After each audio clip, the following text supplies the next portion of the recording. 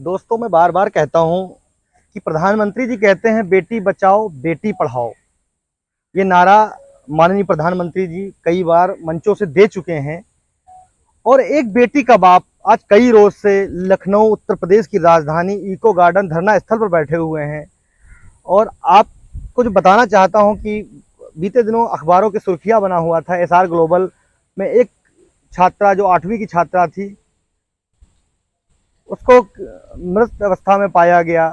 और उनके पिताजी का कहना है कि उसकी हत्या हुई है, दुष्कर्म कर उसकी हत्या हुई है। बात करने के लिए उनके पिताजी हमारे साथ मौजूद है। मृतका के जो प्रिया बेटी थी, उसके जस्टिस के लिए, इंसाफ दिलाने के लिए वो यहाँ पर बैठे हुए हैं। बात करते हैं। सर, क्या प्रकरण है, क्या मामला है इस पर क्योंकि आप धरना देने पर मजबूर हैं?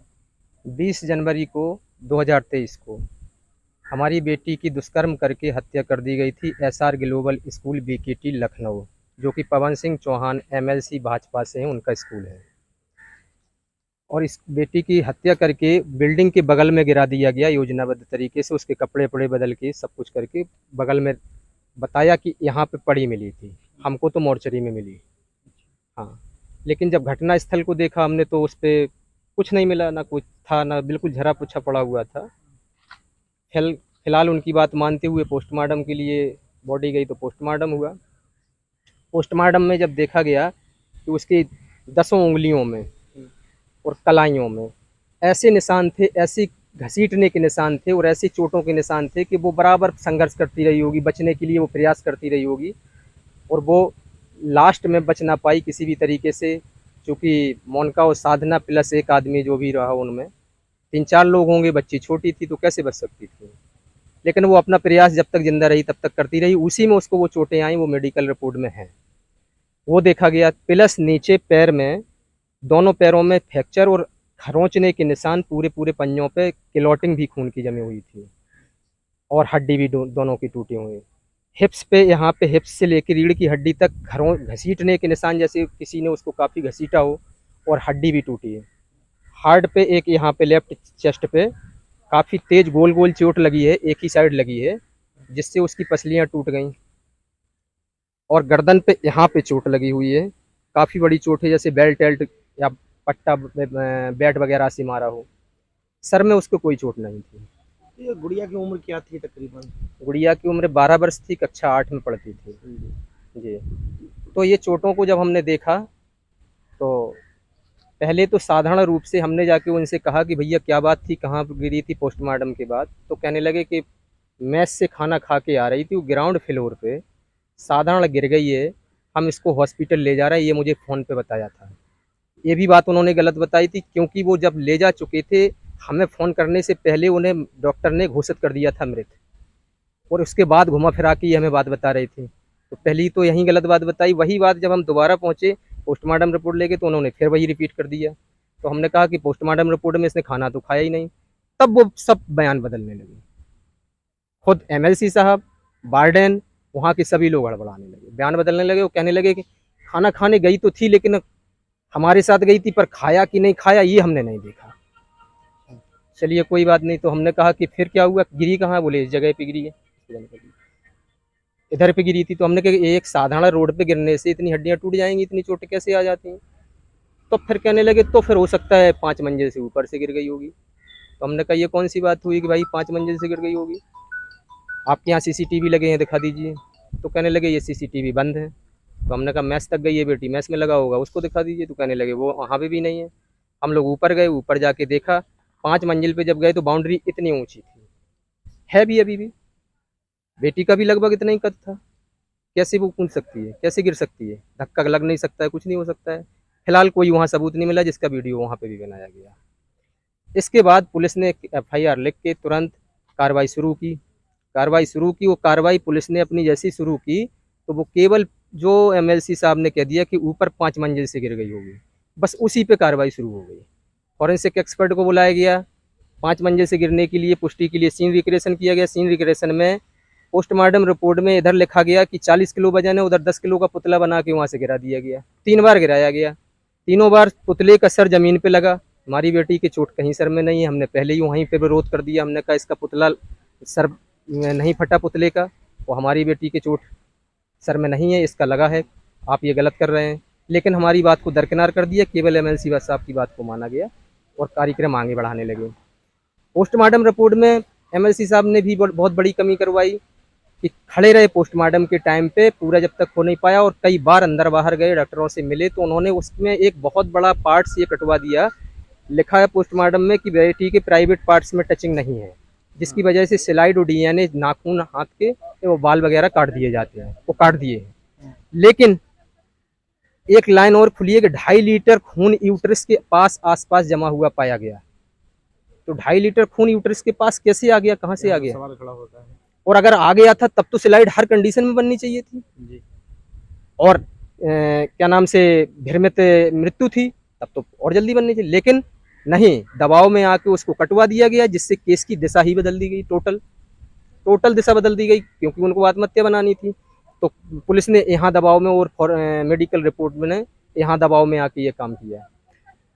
डॉक्टर जी खान ने ये दबाव में काम किया कि पुतला छोटा बना दिया, सर जमीन में लगा, इसके बाद भी वो लिख रहे हैं कि शायद ये ऊपर से ही गिरी है। वो भी पुष्टि एकदम नहीं कर पाई। उन्होंने भी हमें पोस्टमार्टम रिपोर्ट पे एक क्वेश्चन मार्क लगा दिया। उन्होंने लिखा है, डॉक्टर जी खान ने अपनी रिपोर्ट में, ओपिनियन में, कि गर्दन और रीढ़ की हड्डी को जोड़ने वाले जॉइंट को पोस्टमार्टम में नहीं खोला गया, जिसकी वजह से ये स्पष्ट नहीं किया जा सकता कि ऊंचाई से गिरी या नहीं गिरी। हाँ, तो ये क्वेश्चन मार्क वहाँ पे भी लग गया पोस्टमार्टम में। इन सब चीज़ों को देखते हुए पुलिस से हमने फिर कहा कि आप सब लोग सही नहीं कर रहे हैं कार्रवाई, और पुलिस ने जिस कमरे में वो लड़की थी उसको 8 दिन तक सील नहीं किया। तो इन लोगों ने उससे काफ़ी छेड़छाड़ की, और उसी कमरे में जब हम सुबह डेड बॉडी के टाइम पहुंचे थे, उसी टाइम हम लोग भी अंदर चले गए। तो कमरे में हमारा कंबल रखा था बेटी का, उस पर 2-3 कपड़े रखे थे, वो लिपट के किसी गलती बस मेरे पास चले आए। जब उनको देखा गया 2-3 दिन बाद, तो उसमें पैंट वो निकल पड़ी, जिसमें प्रिया को जहाँ जहाँ क्लॉटिंग थी उसी जगह खून लगा था। वो हमने पुलिस को दिया, पुलिस ने फॉरेंसिक को भेजा, उसमें ह्यूमन खून आ गया। पुलिस कह रही है इसको क्या मानेंगे, क्या सबूत है ये? प्रिया का खून आ गया, क्या सबूत है ये? पुलिस के लिए ये कोई सबूत नहीं है। रूम खुला छोड़ दिया, उसकी नोटबुक्स इन लोगों ने, अपराधियों ने निकाली, विद्यालय प्रबंधन ने निकाली, और नोटबुक से किसी दूसरे से राइटर से 3-4 लेटर बनवा दिए ब्लैकमेल करने के लिए, मुझे हैरेस करने के लिए। पुलिस ने वो भी छुपा लिए। बाद में जब वो उनको फॉरेंसिक को भेजा गया, वो भी मिसमैच होके आ गए। ये 420 क्यों की जा रही है? क्यों षड्यंत्र रचा जा रहा है? क्या छुपा रहे? सरकार जो कहती है कि सबके साथ इंसाफ होगा, बिल्कुल मेरे साथ इंसाफी तो है ये, तभी तो हम यहाँ बैठे हैं। राम राज्य, हम यहाँ इंसाफी में तो ही बैठे हैं। सभी को दिखा रहा है कि इंसाफी तो हुआ है। पुलिस का जो रवैया रहा है जी, वो इसको लेकर के आप फिर उसके बाद उन्होंने 4 लड़कियों से जो बयान दिलवाए, वो बयान लड़कियों ने दिलवाए, तो उन्होंने कहा कि मोजे पहने हुए थी।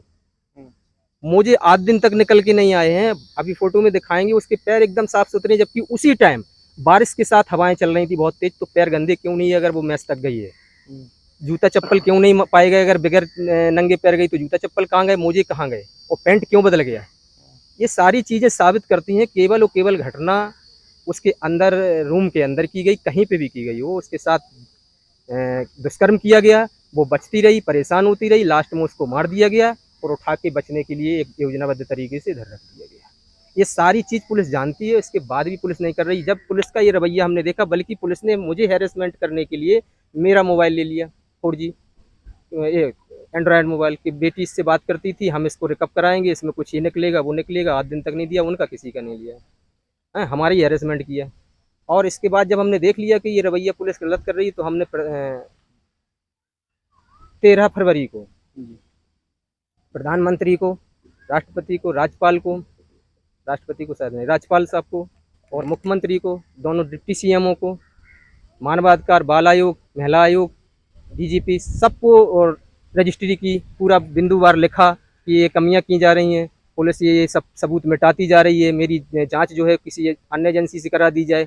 जब नहीं कोई सुनवाई हुई तो हमने फिर इनको सबको 27 फरवरी को स्मृति पत्र दिया, फिर भी नहीं सुनवाई हुई तो हम मुख्यमंत्री आवास पे अपनी पत्नी सहित, बच्चे सहित, परिवार सहित जाके वहाँ मिलने गए। तो वहाँ के लोगों ने मुझे मिलने नहीं दिया, एप्लीकेशन ले लिया, बहुत ज़बरदस्ती की। इसके बाद भी मुझे उठा के एक तरफ कर दिया गया और कहा गया कि आपके साथ पुलिस की कार्रवाई पे विश्वास रखिए, आपको न्याय मिलेगा। हमने कहा ठीक है। सब हर जगह हम बार बार जाते रहे, लेकिन मेरी कोई सुनवाई नहीं हुई। लास्ट में पुलिस की कार्रवाई से मुझे न्याय ये मिला कि 20-25 तारीख को, शायद पिछली को, उस पर उठा के पुलिस ने आराम से, जब स्वतंत्र हो गई पुलिस की, हर जगह बंदा घूम आया, कहीं कोई नहीं सुन रहा है, तो खूब आराम से एफआईआर लगा दी। मुझे बताई भी नहीं, मीडिया के माध्यम से पता चला। जब मैंने फ़ोन किया तो मेरा फ़ोन ऑन भी नहीं उठाया। बाद में पता चला कि एफआईआर सिर्फ इस बात पे लगाई कि ऊपर वाला गेट 9 बजे रात तक खुला रहता है, जिसमें प्रिया गई, वो जाके जंप कर गई। क्यों कर गई पुलिस को पता नहीं, क्या कारण रहा पुलिस को पता नहीं, कैसे जंप कर गई पुलिस को पता नहीं, कुछ भी पता नहीं। पुलिस सिर्फ इतना जानती कि एफआईआर लगाना मेरा कर्तव्य है। अच्छा, इसके पीछे आपके हिसाब से किसका खेल है, ये तो बताइए। साधना और मोनिका, ये कौन है? साधना वार्डन है और मोनिका रूममेट टीचर हैं, हाँ। जो कि हमारी बात मतलब बेटी से उसकी मौत के लगभग 30-40 मिनट पहले हमारी और हमारी वाइफ की हुई थी। तब मोनिका और साधना ही रूम में अकेली थी। मोनिका और हमारी बेटी ही अकेली रूम में थी, ये बताया गया था ऐसा। हमने मोनिका के फ़ोन पे बेटी का हालचाल जानने के लिए 7:57 पे फ़ोन किया, तो वो कहने लगी कि सारे बच्चे खाना खाने चले गए, वो प्रिया बैठी हैं मायूस लेटी हैं। तो हमने कहा बात कराइए क्या बात है। तो बेटी से जब बात की तो बेटी एकदम टूटी हुई थी और कुछ बोल नहीं रही थी। हमने कहा क्या बात है, तो वो बहुत दबी हुई आवाज़ में बोली कि हम बहुत कमज़ोरी सी महसूस कर रहे हैं, थके गए, तो हम बैठे थे, लेटे थे। तो हमने कहा थकावट का क्या कारण है, खाना नहीं खाया या तबीयत ख़राब है? तो बोली खाना अभी नहीं खाया। हमने क्यों? बोली भूख नहीं है। तो हमने कहा पहले खाना खा लो बेटा, नहीं मैस बंद हो जाएगा। तो उसने तुरंत, वो कुछ हमें बताना चाह रही थी, उसने तुरंत कहा, चूँकि मैम सामने खड़ी थी इसलिए वो बता नहीं पा रही थी, तो उसने तुरंत कहा कि हम खाना खा के आ रहे हैं, फिर आपसे बात कर रहे हैं। बस हमने समझा कि बेटी खाना खाने चली गई। वो कुछ बताना चाह रही थी, ये मैम को समझ में आ गया कि अब ये सारी बात बता देगी, तो बस खाना खाने के लिए वो गई या नहीं गई, सीधा 9:04 पे फ़ोन आया कि खाना खाने गई थी। चूँकि उनको ये पता था कि हमने खाना के लिए उससे कहा है, तो उसी कड़ी को जोड़ते हुए कहा कि खाना खा के आ रही थी और रोड पे गिर गई है ग्राउंड फ्लोर पे, हम इसको हॉस्पिटल ले जा रहे हैं, जबकि वो मर चुकी थी। तो उन्हीं ने उसको मारा पीटा है, उन्होंने रूम में अकेली थी, बच्चे एक भी थे नहीं, सब मैस में चले गए थे। वही साधना, मोनिका और कोई व्यक्ति एक आदमी है उनमें, जिसको भी रखा गया होगा। और नज़दीक का आदमी है, क्योंकि गर्ल्स हॉस्टल है, गर्ल्स हॉस्टल में बॉयज़ की मतलब एंट्री जो है वो कोई बहुत नज़दीक का होगा, स्टाफ का होगा, तभी जा सकते हैं। जो कि मोनिका और वार्डन से संपर्क होगा तभी जा पाएगा, वरना नहीं जा पाएगा। और ऐसी स्थिति में हमने कई बार कई जगह जब ये देखा कि इतनी एजेंसियों को ये हैक कर लेते हैं, पोस्टमार्टम रिपोर्ट हैक करा लिए और डॉक्टर जी खान को हैक कर लिया, पुलिस को हैक कर लिया, तो हमने गवर्नमेंट से यही रखा कि हमें केवल सीबीआई जांच दे दी जाए। लेकिन हमारी सुनवाई नहीं हुई। तब मजबूरी में 7 तारीख से हम अनिश्चितकालीन धरना पे अपनी बेटी के न्याय के लिए बैठे हैं। और हमारी मांग ये है कि साधना, मोनिका प्लस उस व्यक्ति को दुष्कर्म और 302 की धारा में या तो गिरफ्तार किया जाए और ऐसे विद्यालय पर कार्रवाई की ना जाए जिसमें सीसीटीवी तक नहीं है। किस मानक के अनुरूप वो विद्यालय चल रहा है? सीसीटीवी तो लगे हैं, बताया जाता है नहीं, एशिया के नहीं, टॉप क्लास अगर लगे हैं तो इस केस में लिखित पढ़ित में ये कैसे हो गया, तो वो दिखाई जाए। भले उसमें उस टाइम का सीन नहीं आया हो तो अपने आप क्लियर हो जाएगा कि यहाँ की घटना ही नहीं है जहाँ आप बता रहे हैं, या आएगा जो भी होगा।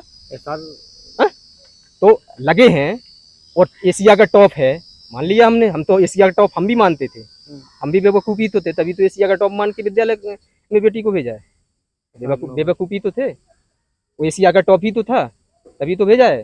तो फिर वो एशिया का टॉप दिखाइए तो भाई कहाँ है एशिया का टॉप?